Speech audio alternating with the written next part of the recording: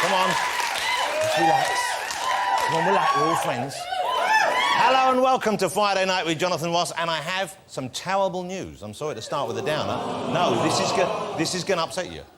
You know, everyone global warming and the ice caps are melting and all that. Now, this is the bad news here. The world is running out of chocolate. And let me just do a little focus group test again. Men, does that bother you much? Yes. A little bit. Women, does it bother you much? Yes! You see? Yeah. See what I'm saying? Apparently, it's the worst cocoa harvest for 50 years. I must admit, I'd never heard him talk about the cocoa harvest before now, but suddenly it's in the news. We are staring right in the face of the apocalypse.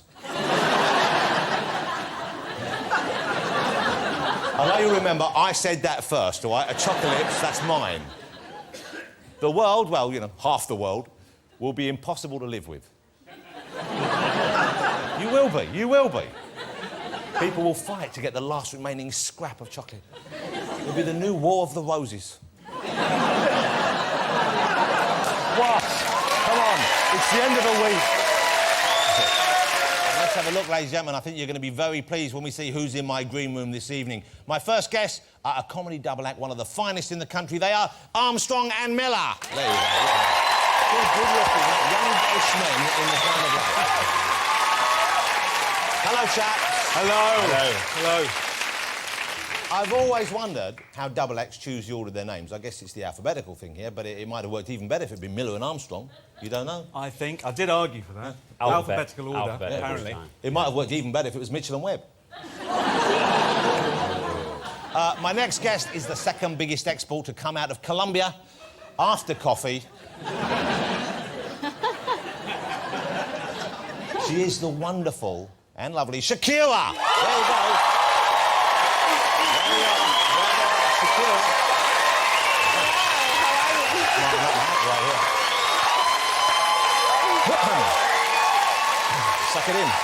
Shakira. Wow, lovely to have you here, Shakira. You look fabulous. Thank you so much. You too. Well, God bless you. Well, that's Shakira, ladies and gentlemen. Thank you. OK. Next up, we have a fellow chat show host, one of my favourite television performers and comedians in the country, Mr. Graham Norton. Hello. Good evening. God bless you, Graham. Good to see you again, Graham. And as if that weren't enough, we also have one of Hollywood's biggest yet smallest stars. He is Mr. Verne Troyer. Hey, boy. Good evening, Verne. How are you? Thank you. Thank you for coming, Verne. Good to see you here. They're all on the show. It's a packed show this evening.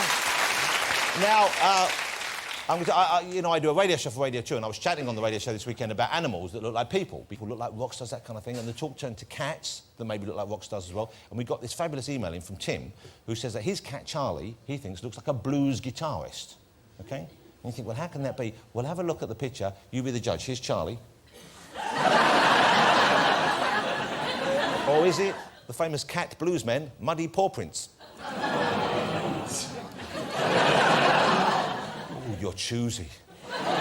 But then, and here's the thing, we got that picture and I thought, oh, what a funny, lovely picture I showed it. But then Tim spoiled it all by telling me, and this is rather sad, by saying, unfortunately, Charlie is dead now. So, and I was so sorry to hear that. I wonder how Tim found out. I guess he just woke up one morning. The cat was dead. I said, don't worry. We'll get a blues dog instead. That's Charlie the cat, gone but not forgotten, ladies and gentlemen. That's a great-looking animal right there. Oh. Shall we get my first guest out, ladies and gentlemen? I think we should. They're one of the finest comedy acts on television. Please welcome Armstrong and Ben Miller. Mr. Armstrong, come on in and have a nice seat here.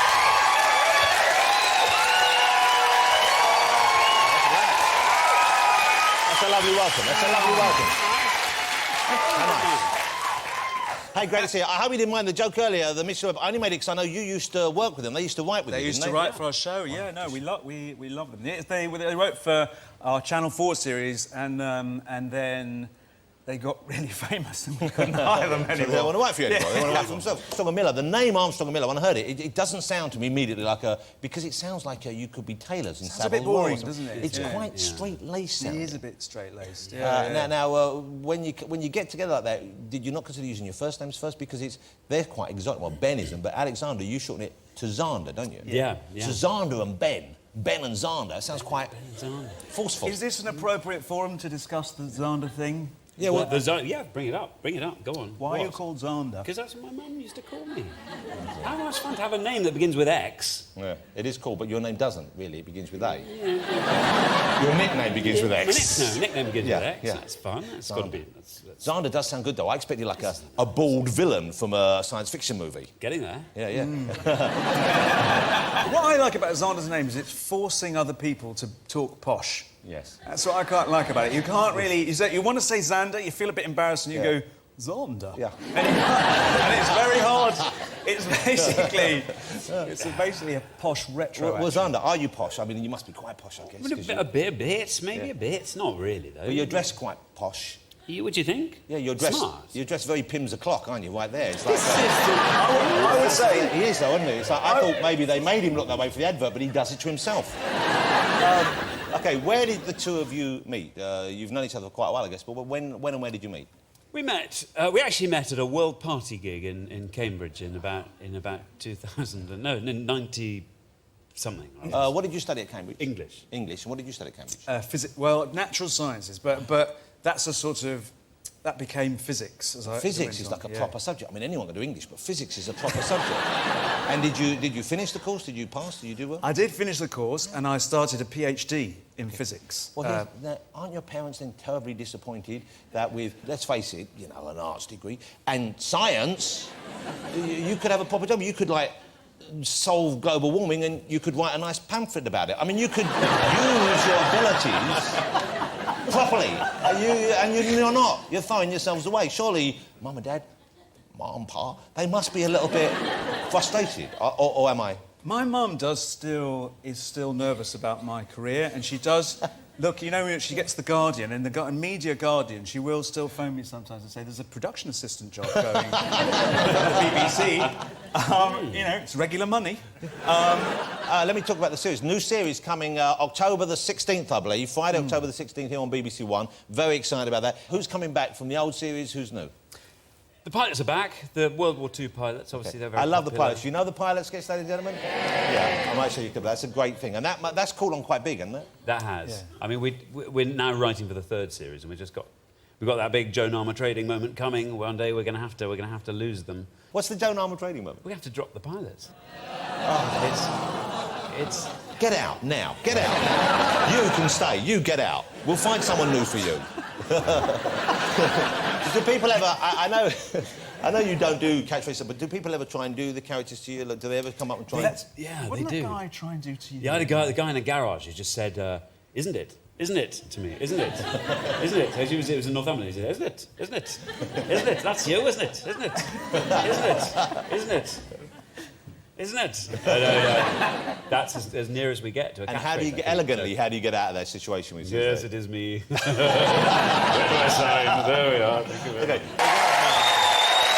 Well, thank you.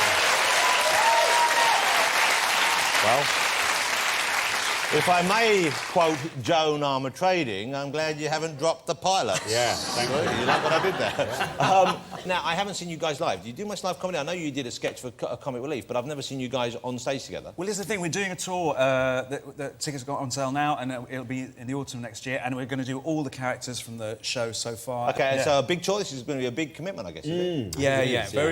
But we did start doing stand-up, and we started doing live stuff. We did sort of 4 years of doing live comedy before we ever got the show on TV. So it's kind of exciting to see if we can still do it again, and kind of it's just something so exciting about it not taking 12 months to make a series and having that instant reaction.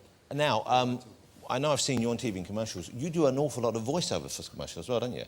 Yeah, it's a sort of dirty secret, the kind of actors doing sort of voiceovers kind of thing, isn't it? It's a kind of something that... And what I really like about it is that it's kind of anonymous, and up until this moment, lucrative. I suspect that might be drying up rather quickly now. Do you do different voices though? Do you put on the "Oi, come on, get me tea now"? You know, like an accent or Oh yeah. "Oh, hey now, the underarms are so fresh as a heather." You know, that's just off the top of my head. I just made that up. I don't know that was detailed. Believe it or not, that was improvisation. Zana does a very good sort of Patrick Allen kind of thing. Yes, I've heard you doing those. Any electrical goods thing, you know, those sort of 30 seconds of marginal reduction in price in any electrical goods store. That usually comes my way. Anything that requires that sort of voice. I thought that was an actual bloke with that voice. I thought there was a man who had like a cardigan on with pads there and a pipe. That's him. That's Patrick. Yes, Patrick Allen. No longer with us, obviously. So you've filled very the lucrative for me. So I was asked you to do a voiceover for me for the show. Say we were taking the radio advert. Could you do that? Could you promote the show? Could you do us like a voiceover stuff? Of course. Okay, we could. Yeah. How many weeks does it run? How many weeks does it run? Weeks of the year do you do? This show is about, I don't know, about 52 weeks of the year. 52 weeks of relentless comedy. Well, that's a double-sided thing right there, isn't it? Ben, here's a... Could you do it? Hold it. Graham's show is on Monday night. Starts here on BBC One, Monday nights, 10:35. Do one for Graham's show. Is that good, Graham? OK, could you do one for Graham's show for me? Tune into the Graham Norton Show on 1. Please remember all celebrity bookings are subject to availability. The ratings of the show can go up as well as down. OK. Very nicely done, I'll do a voiceover for you. Armstrong and Miller, October the 16th, BBC One. Don't miss it. Great to have you here. Ladies and gentlemen, Xander and Ben.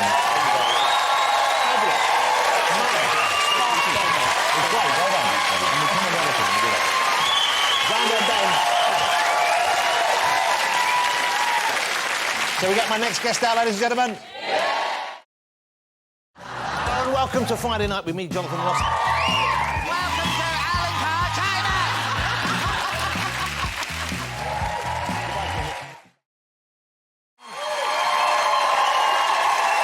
With the truthful hips. Come and sit down, Shakira. Well, you look fabulous. Thank you for coming on and making such an effort. Well, welcome back to the UK. I know you've been here a few times. When was the last time you were here? Performing in 2007. 2007. Yeah. Big gigs, big concerts. That was Wembley, wasn't it? Wembley, yeah. How was that? It must have been fun. That was so wonderful. Because you have a big fan base here, as you do all over the world. I mean, you're pretty much known everywhere, I guess, these days. Like you? Well, yes, indeed. Where do you call home, though? You're from Colombia originally, but where are you based now? Where do you... I live in the Bahamas. Oh, man. Yes. I've never met anyone who lives in the Bahamas. Hey, that makes perfect sense. If you could live there, why wouldn't you? What kind of house you got? You got a house or you live on the beach or what do you do? Yeah, medium-sized house, you know, I just live a normal life there. I go to the supermarket in my PJs, literally, in my PJs. There are days in which I don't even wear shoes. Of course. So it's just like... But I wear other things, though. Coconuts. Do they grow in the Bahamas? Yes, of course. Coconuts, mangoes. Can you just pick fruit off the tree? Can you get out in the morning in your pyjamas, go, I won't go shopping today, I'll have a banana? That's my daily routine. Wow, I'd love to be able to do that. Yeah. Oranges? Oranges, yeah. Nuts, do they go there? Tangerines. Brazil nuts? All kinds of fruit. Gangrenes? Tangerines. Oh, tangerines. Well, I think, hold it, we've done fruits. OK. What language do you speak? I guess Spanish would be your... Spanish. Your born language. Portuguese. English, sort of. Well, no, you speak English great. And a little bit of Italian. Actually, when I started writing in English for the first time, I could barely speak the language. So I was literally writing with a dictionary, you know, to be able to find all the resources that I needed. So, yeah, I was literally just pushed into this new world. And without really, you know, having perfect command of the language. Well, I mean, it worked for you, I guess, because you're you know, hugely successful in the English-speaking world as well as the Spanish-speaking world. But did you find it easy to come to terms with that, or were your lyrics misinterpreted, or...? Yeah, I think that, you know, I wrote this song Whenever, Whatever, and I had a moment in the song in which I say, lucky that my breasts are small and humble, so you don't confuse them with mountains. And a lot of people kind of didn't quite understand that. You know? Do you understand that?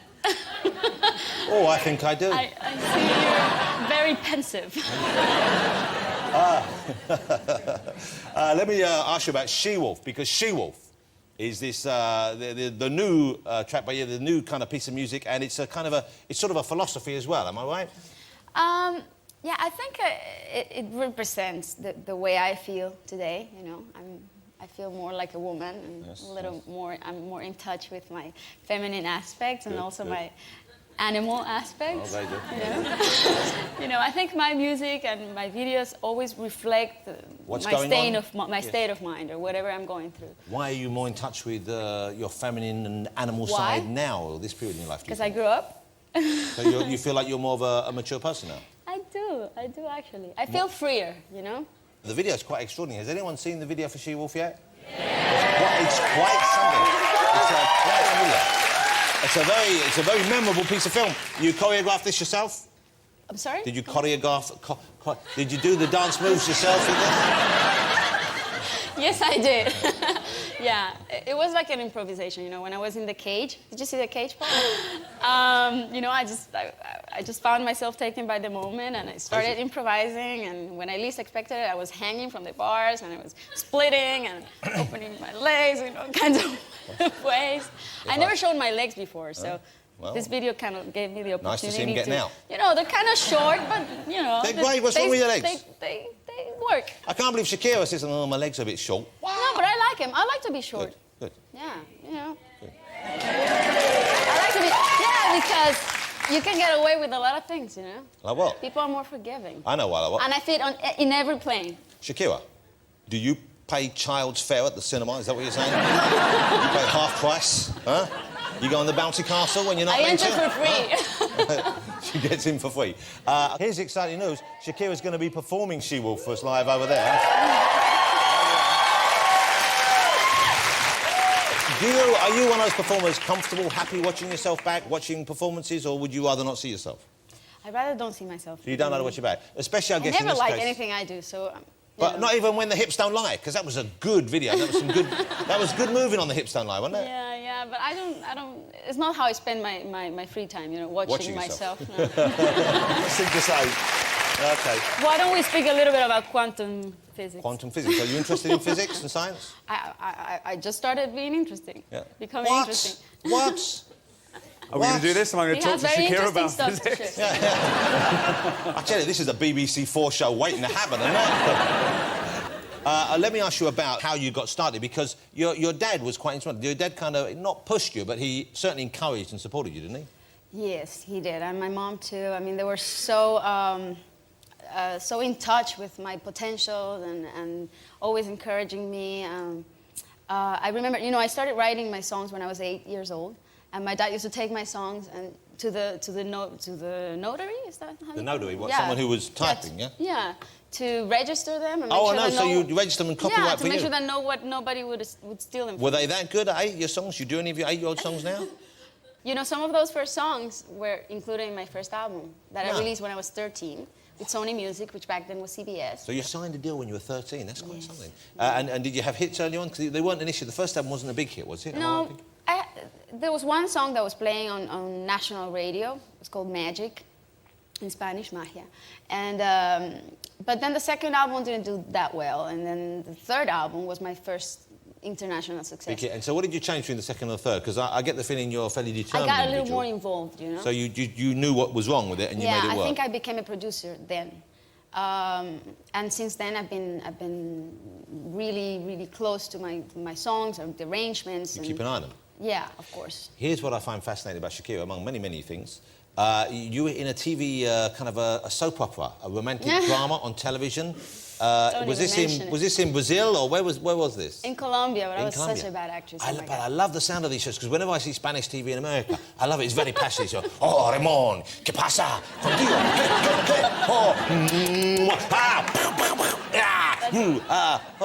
You know, it's the kind of... That's the kind of soap opera I was in. I love that kind of thing. What character did you play? What were the storylines? My obscure past. It was called, what was it called, the show? El Oasis. And what does that the mean? Oasis. The Oasis, I like it already. Yeah. And then, I imagine I you was played... in love with my own brother or something like that. What the what? Exactly. But you knew he was your brother or you didn't know until it I was... didn't know, Oh. then I knew, then... It That sounds it a was bit tragic. like, I don't want to cast A little person, bit that sounds... Shakespearean, but, you know, and a la colombiana. A la Colombiana. And how long did this show run for? 6 months. 6 months? Yeah. Oh, not a big hit then. No, but, you know, in Colombia, soap operas are really short term. Well, because they must be They don't exhausting. last- So much passion. Exactly. I had to cry a lot. Oh, gosh.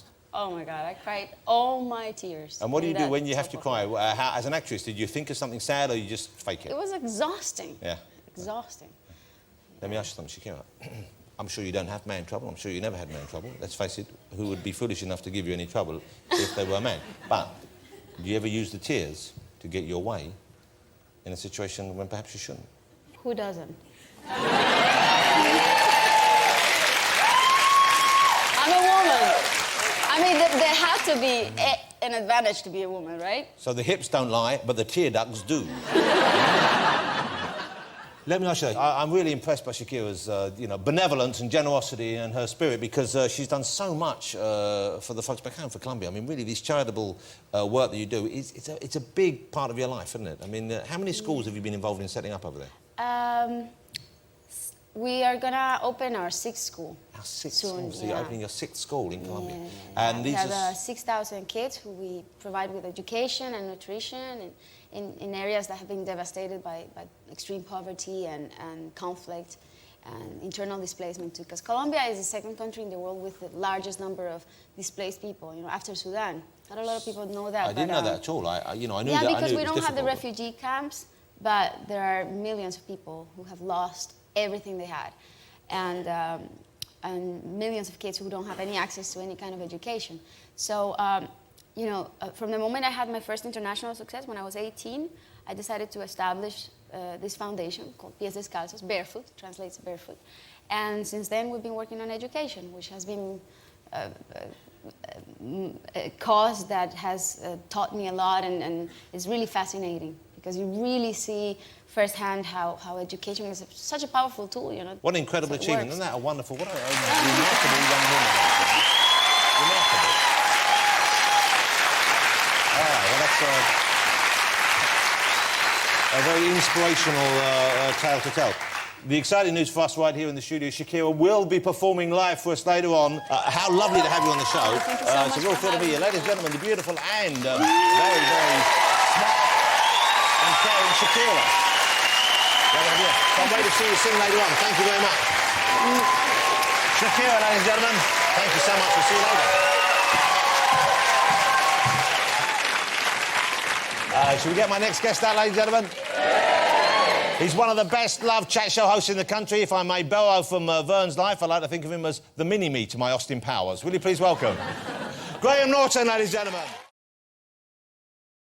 Ladies and gentlemen, is it me, or does Graham look rested, tanned, healthy, fit, and even more handsome than ever before? I think it's true. I think it's true. Have you been to a clinic? You've had some work done? What's going on? No! No, please. You'd keep the receipt, wouldn't you? You would. You're a good-looking man. From certain angles, you're a very handsome man. But from most angles, not. No, I have booked in a couple of times to have my eyes done. No, really? Yeah, no, I have. And, but every time work's come up or something, and I just think it's the universe saying, forget it. Yeah, well, you don't... Let it go. You know what? I think it's good not to do anything because, you know, we get used to each other's faces and, like, you always think, oh, I could improve this, improve that. But most people who have it done, it never looks right. They don't look younger or nicer. There's no guarantees, Yes, is there? Because yeah. you kind of think, do you know what I mean? Those Hollywood actresses, they're not going to a kind of a sort of cut-price plastic surgery out the back. They're going to the best person in Hollywood. You don't know what you're going to get. Goldie Hawn kind of walked in and said, I'd like to look like a fish being pushed through a keyhole. No, no, I like the way Goldie looks. Poor old, don't talk about a poor old Goldie. Sounds like a Labrador that's going to be put down.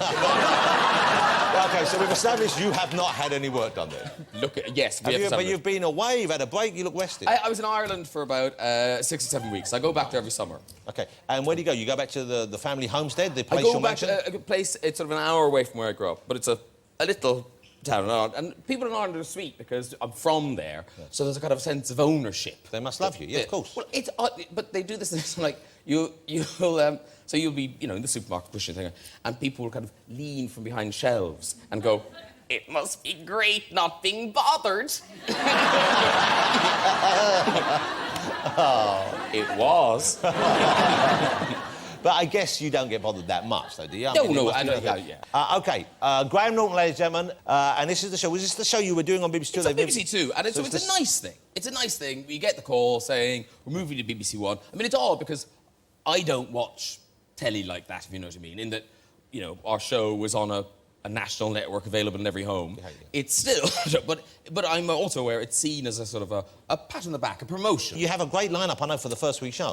First week show's lovely. Well, Ozzy Osbourne, he's shuffling on. You can't beat Ozzy. No, you can't. I love him. You know.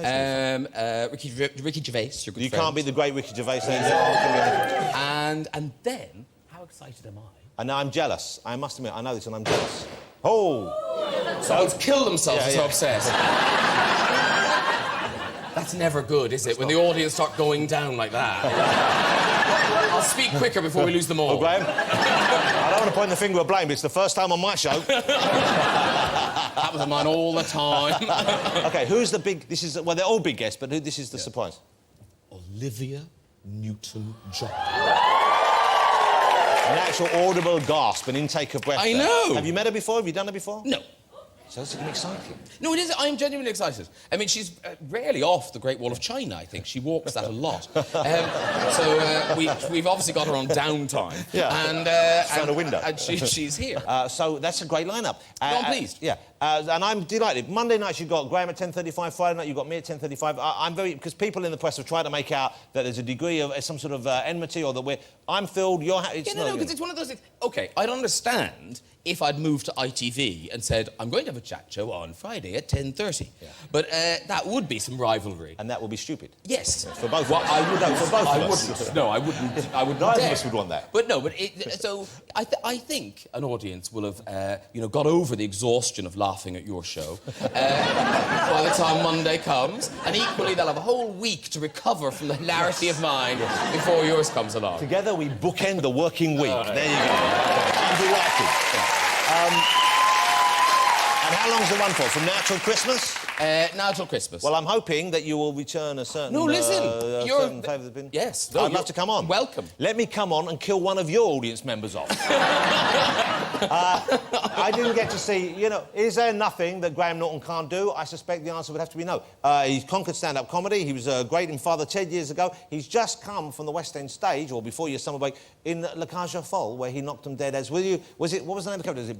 Well, you play Alban, and then Alban plays Zaza. It's a drag queen. You play a drag queen. Now, Is there a horrible picture behind my head right now? I'm not even turning around. And you wonder why I booked in for plastic surgery. I thought. Now this wasn't. There was some logic to my thinking. Is it gone? Oh, take it down. Because you know the way when you're used to seeing a lovely lady at work who always wears makeup. Yes. Right. Sometimes, for if it's dressed down Friday.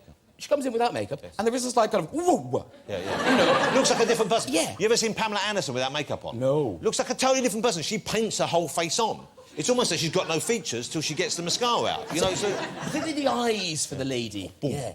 Anyway, I rather thought, I'm not terrible. Yeah, you look OK. A bit of makeup, I'm probably rather gorgeous. And then we see that, That. How much did you love being part of La Cage aux Folles, though? Because to be on the West End stage in that must have been... I mean, hard work, I guess. I loved doing it. It was a huge kind of mountain to climb. It was like being in my own kind of reality show. I could hear the voiceover in my head, kind of... 4 weeks to go. Graham still can't sing the songs. The thing I regret is some of that mountain was climbed in front of audiences. I was a bit rubbish when I started. But by the end, I was kind of, I was genuinely proud of myself because it's not something... You've done before? Ever done before, and by the end, I thought it was all right. And you get the big song in it, don't you? You have the big song. I Am What I Am. That's why you do it. Yeah. So you get to sing that. And did your friends and family must have all come to see you in that, didn't they? No, they did. Yeah. And it was... I think it's the only thing... In fairness, I was going to say it's the only thing my mother's ever been proud of me doing. The competition's quite slim, isn't it? She was very proud. I bet she was. Well, she must love the Saturday night shows you do. She must love seeing you. She's finding the Joseph. Yeah, looking she always for the comes Maria. over. She always comes over to see one of the finals, Yeah. and then comes to see the show with the original. Well, I want to ask you about that before we do, though. You know who's taken over from Graham in the West End is the gorgeous and talented John Bowerman. And you know we were saying you don't necessarily suit drag. Have you seen what John looks like dragged up? He is a hot woman. No. Have a look at this. Look at this. See now. Look at that. And you know what the secret is? He's a hot man.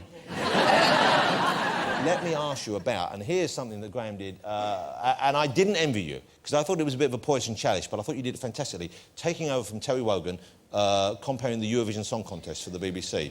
A huge task, a big job. You did fabulously well. I thought he did a great job. Did you tune in? Thank you very much. I watched at home, and I was thinking, how's it going to go? And although, you know, we all love Terry and I miss Terry, within half an hour I'd forgotten. You know what I mean? I was so enjoying it. I thought, this is great, this works. Was it... Well, what's odd is that you're doing it and you're hearing Terry's voice in your head, because that's, you did it for 35, 36 years. We grew up hearing you do that. Yeah, so it was a very odd experience. But you do forget you're on telly, because you're in a little kind of phone box. I wondered where you were when you're doing it. I assume you've got a view of it live, or you're watching it on the monitor? A bit of both. You're watching it live through a little window, and then it's on a monitor as well. But behind that spangly curtain in the Olympic Stadium, Moscow, I mean, I don't know if there is a Russian tourist board, but don't go. The only bit that was quite good, I got very good service in the hotel. And I thought, God, this is amazing, you know, because there were a lot of people saying that. I felt like I was getting slightly better service. And I thought, God, really? Have I gone this global? Really? I crossed the Iron Curtain. And then I noticed, you know, when you turn on your television in a hotel room and it says, you know, welcome, you know. Yeah. It said, welcome, Lord Norton. There'd been a confusion with Andrew's booking. Because Andrew Lloyd Webber was there, of course, so that you got the Lord treatment. So they thought I was the Lord. Andrew's going, my burger has taken 2 hours. Well, it's good for him. Ground him. Hey, you and Andrew get on very well, don't you? I adore him. I didn't know whether you would or not. You know, I knew you were doing the show and I thought, how's this going to work? But you've become pretty close friends. I mean, you both love working together, don't you? Yeah, I mean, well... I say it as if it's a two-way street. No, he speaks very highly of you. I've asked him, and he does good. speak highly of you. You know, it's like... No, I'm really fond of him because he's one of those people, he's an enthusiast. He loves musicals. And, you know, and I wasn't that into musicals. What are we looking at now? No, I don't know why they're laughing. What are we looking at? There's a picture of you, but you know, I know why they're laughing. That's obviously been airbrushed to hell, that picture. I don't know what you mean. Look at that. I look great there. You both look great. And Andrew Lloyd Webber looks like you're standing next to a 16-year-old. They're taking all the wrinkles out. Actually, you know what? It looks like we're about to solve a crime. It looks like CSI West End. OK, what are you doing next? You and Andrew are doing another show. You've done Maria, you've done Joseph, you've done Nancy, OK? Yeah. Who are you looking for next? As if it's written in the stars, we are next tackling, seriously, The Wizard of Oz. Wow. We're looking for Dorothy. Oh, and it's exciting. I've met a lot of her friends, but I've never met Dorothy. Graham, you know, I know there's going to be a lot of people want to enter this competition, and I don't know if you can pull any strings. Did people ask you and say, I've got this talented friend who'd love to try out for the show? Do you get that kind of thing? Are you allowed to help out or not? You do, you know, occasionally you kind of think, well, it's open auditions. It's not rocket science. Yeah. So they can turn up, but you couldn't put a word in for some friends of mine. Are these small, furry friends? No. Because I've got some Dorothy right there for you. You're working on Dorothy. You're working that lot.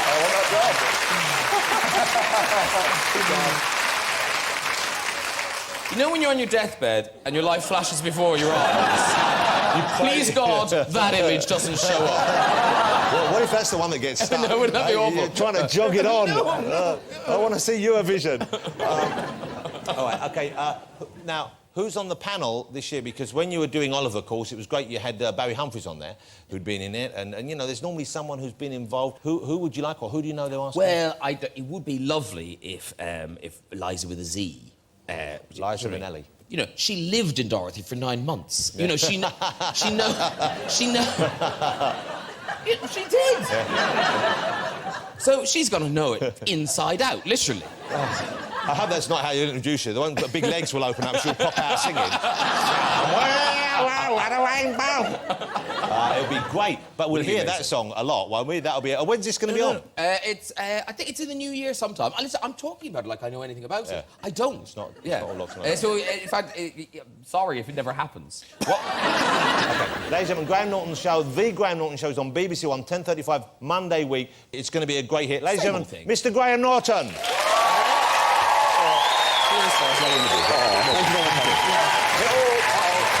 Kill the guest, lost his mic. Graham Norton, ladies and gentlemen. You've got to have Graham. Shall we get my next guest out, ladies and gentlemen? Why don't we? And I'm going to let you in to a bit of a showbiz secret now here. We all know him as a little person in films, but I don't know if I should be saying this, but it's all fake. CGI, cost millions of dollars. He's actually as tall as me. Isn't that right, Verne? Sure. It is. OK, let's please get him out. Will you please welcome Mr. Verne Troyer, ladies and gentlemen. Nice to see you here. Back to the CGI. Come on in, sir. Thank you. Come on. That's it. Great to have you here. Thank you for joining us, Verne. No problem. Wow. You know, it's not going to surprise you, but you are the least big person I've had on the show. Wow, that's cool. How many... are there many people your size? Because you're, you know... I'm a rare type of dwarf. It's called cartilage hair hypoplasia. And, you know, I don't know if you heard of Billy Barty. He was also in the show business. Yeah. And, you know, I'm the same type as him. So it's, you come out... I mean, you're born kind of proportioned. And, you know, you look pretty much normal, except for being small. Well, but what an incredible career you've had, and I guess, you know, to a large part, it's come to you because of your height. I mean, you know, you would have take advantage of what you have. Yeah, I'm sure you would have succeeded either way, but I mean, remarkable. I mean, obviously, the Austin Powers movies we all know and love. But when did you first get into show business? When did that start for you? I moved to Texas. I was like 23, 24, and I got a call about, you know, somebody needing a stunt double for a 9-month-old baby. Somebody that was somebody that was agile enough, and the movie was called Baby's Day Out. I don't know if you've seen it, but I did all the stunts. The baby gets into trouble, you know, in the city, and so. But stunt work is pretty arduous. Did you train for that? Did you have help training for that, or were you already you pretty robust anyway? Growing up, my dad was he didn't treat me any different than my brother and sister, who are average size. My parents are average size. So I had to do everything that they did, and you know, it just physically made me strong and made me confident, and you know, made me like, you know, I don't really look at me being small. But that's a great approach your dad had there, because you know, you can see why some parents they might think, okay, you know, yeah, we want to baby them. Yeah, we'll be careful here. But it's great that you know you treat you exactly the same and toughen you up. My dad kicked my ass, so. How was school for you? Did you have a hard time at school because of your height, or was it pretty okay? I mean, in grade school it was a little bit difficult, but you know, there's an incident where, you know, there was a kid. He was like 2 years younger, and a lot taller than me, and he called me the M-word. And that's the wrong thing to say. So, you know, I didn't even say anything back. I just jumped up and punched him in the nose. Wow. And he started bleeding. That's a pretty good move. And he stopped doing it. Yeah, I bet he did. I bet he did. I guess you had pretty much a kind of average teenage life then. Did you go out with your friends, you'd go out drinking, you'd go out meeting women, you'd go out driving, you did all that kind of stuff? Yeah. Did you... When I was a teenager, I used to drink quite heavily. I'm not overly proud of that, but it's a rite of passage. Happens. Yeah. Were you a big drinker when you were... I wasn't a big drinker, you know, every now and then, but, you know, what was great is, you know, I was able to hang out with my friends, and, you know, actually, you know, I was voted homecoming king for our homecoming for the football team. And that's a big deal. We don't really have that over here, but I know it's a big deal. That's like prom queen and homecoming. That's prom the thing. king, yeah. So that was a pretty good experience for you then? Yeah, I mean, I didn't really get treated any different when I was in high school. I mean, I walked to class. I did everything everybody else did. And where did you go to school? What part of the country was that in? A really small town. It's called Centerville, Michigan. Centerville, Michigan. That even sounds small. That sounds like something from the 50s to me. There's only like 15,000 people. So it's very, very small. We just got our first Burger King. Wow. So you must keep it... You must be one of their most famous sons, I guess. Yeah. Do they pay homage to you? Is there a statue of you anywhere? Do they have you on the stamps? What do they do? They gave me a parade, which was small. I guess fitting. But they have a sign on each end of the town of picture of me saying hometown of, Verne Troyer. That's So insane. yeah, it's cool. Are your mum and dad still there? Do they still live there? Yeah. Wow, so that's great. And you go back and see them often? Every Thanksgiving, my mom's, Thanksgiving dinner meal is like unbelievable. But it's incredible because you are globally famous now. So, you're a proper movie star. And what's exciting is, and we'll maybe talk about Austin Powers, but you have a new movie coming out. And this is probably, is it fair to say this is the biggest part you've had in the film? Because you're pretty much one of the major characters in this. Yeah, it was a little bit different, because I'm doing drama, but also being sarcastic like I am. Yeah. And it was a great experience, and I just hope everybody enjoys it when they see it. I've seen it already. I want to see it again because there's a story behind the film which kind of distracts you a little bit. Not that much, but I was looking at it in some way. Because, of course, this is the film, The Imaginarium of Dr. Parnassus, which was the film that Heath Ledger was making when tragically, he died young. Yeah. He was taken from us. And so, of course, they had to reshoot, and this story has been reported.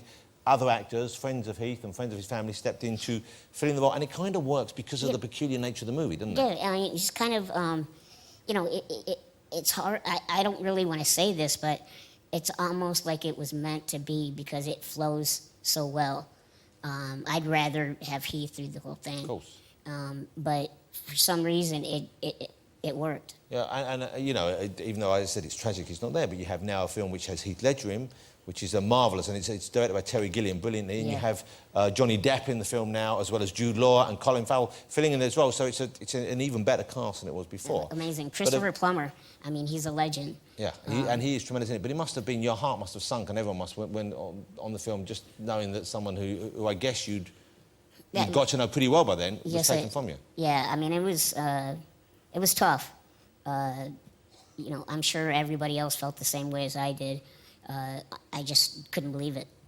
And it was hard to go back to work, because of you're used to seeing Heath when you're talking and he's not there. Very sad. Very. You have a tattoo, that's in memory of Heath, is that right? Yeah, this is a heart. I don't know if you can see it. He scribbled a heart at the end of his email address, and I got the exact duplicate. It's scribbled, so it's not perfect. Yeah. So I just respect to Heath, honor Heath, and just remember. Well, also, that's obviously a lovely gesture, and also it's lovely that you're in this film together as well. That's a nice thing to leave behind. Great honour. And I think you're just terrific in the film. I really do, and it's so nice to see you given a bit more to do than often you are. You play a character called Percy. Have a look at this, and the film just looks stunning. I mean, I'm not sure when that opens. Do you know when that opens? The premiere is October 6th. That opens on October the 16th over here. Okay, the actual opening. Yeah, it's a funny film, and it's some wonderful, as I said, it's visual imagination. It cannot be equalled. We know you, of course, you mentioned comedy, but we know you best as Mini-Me. Yeah. The world over, I mean, those movies were a hit just about everywhere, weren't they? It's unbelievable, yeah. Will there be another one? Because, the appetite is there for it. People would want to see it if you get it right, and I imagine you would. I would, yeah. There's rumors. Maybe. Well, what does that mean? I think Mike put pen to paper. So he's writing one? That's the rumor.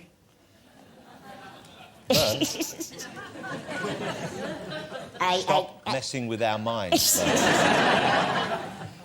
I got to. I'm going off you right now. 5 minutes ago, I wanted to be your friend. Now, I don't care. Meet me outside. Yeah, no. I don't want to get a bloody nose, Verne. I know what you're like. I know so you can't be committed to this. I know where the area is. I don't need it punching the nose. Oh, Jesus. It's a jab. Yeah. It's hanging a lot lower than it used to, though. You might want to... Oh, so punch down? Go near the knees. So in theory, there's a chance that we might see another Austin Powers movie. Yeah, I believe so. I mean, The Love Guru was a great experience, and for me, I thought it was funny. But I think Mike, really enjoys doing the Austin Powers, so I think, it will be back, and I would love to be back in it. He's quite an unpleasant and evil character, Mini-Me, isn't he? Do you enjoy that side of him? Oh, hell yeah.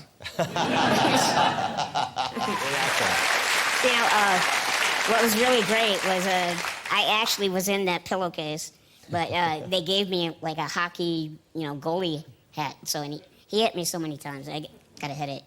So he was actually whacking the pillow? Oh, yeah, and he hit me with a pan, everything. Is it true I heard that you've sitting there, you're going to start writing your life story? You're going to put pen to paper? Yeah, we actually started an autobiography. We just got like 3 chapters done. So we're in the beginning process of doing that. And there'll be a lot of stories, and a lot of it will probably involve the Playboy Mansion. Well, I only hope their filter system is adequate. But Verne, congrats on getting the invites to the gala. Hef seems like a smart guy. I've met him once or twice. He seems like a nice guy. Oh, he's very nice. Ladies and gentlemen, will you join me in saying thank you to Mr. Verne Troyer? Thanks, Verne. Thank you. Thanks, of course, to all my guests tonight, not just Verne, but also Armstrong and Miller, Shakira, who was a lovely chat guest, and Graham Norton.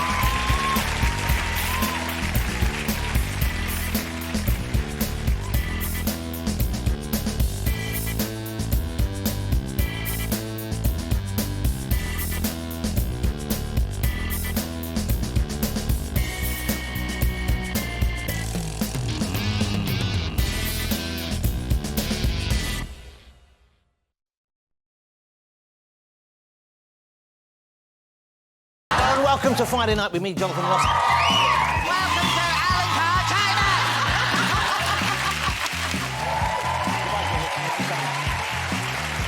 Oh, Jesus. That's about time, don't I've just been... Oh. Don't patronise me, Alicia.